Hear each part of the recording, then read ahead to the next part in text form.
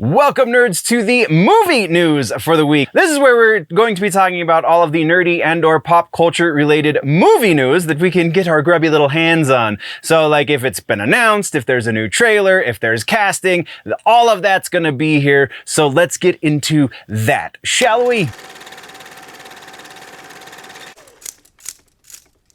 Movies! In movies this week, we have an update on the Quiet Place prequel movie. We also have Star Trek in movie news. And then we're going to finish up that MGM piece we started over in the TV section. So, in the follow-ups and corrections subsection, we have A Quiet Place, day one, wrapped on principal photography, so we are getting closer, my friends.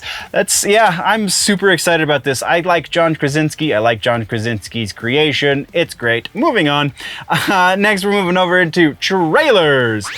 Starting trailers, we have a new trailer for the newest Insidious movie called The Red Door. July 7th is when it will see its opening weekend, and I am not a fan of the Insidious franchise. James Wan just doesn't do a whole lot for me in modern horror. He's kind of embodies a lot of the things I really don't like about modern horror. But that being said, this trailer got me a little hype. Not gonna lie, a little hype for this movie. My girlfriend loves it, so we're probably gonna end up going to see it in theaters, but that's what we got. Our other trailer in trailers this week is The Last Voyage of the Demeter. This takes a very small portion of the original Bram Stoker's novel for Dracula and expands it into an entire movie. This is a very interesting take on the Dracula lore that I really need to reread that book again because I'm very rusty on it. But yeah, movie that is definitely going to be in front of my eyeballs as soon as possible is The Last Voyage of the Demeter. If you go watch this trailer, you'll see why. Then let's get into some regular ass news, shall we? Starting things off, the Star Trek series that we've kind of been keeping tabs on over in the TV section is actually getting made into a movie.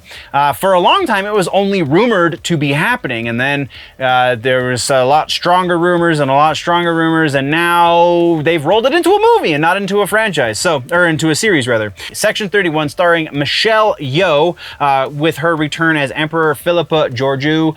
I think I'm saying that properly. It's been a minute since I watched the Discovery stuff, but yeah, spinning out of the Star Trek Discovery franchise, this looks to be potentially pretty awesome, though not holding my breath because I've seen what they do to modern Star Trek. Anyway, that's what we got on that. Next, we're going to go back to the MGM bit. So, again, if you missed the TV section or, you're watching the clips or what have you, MGM is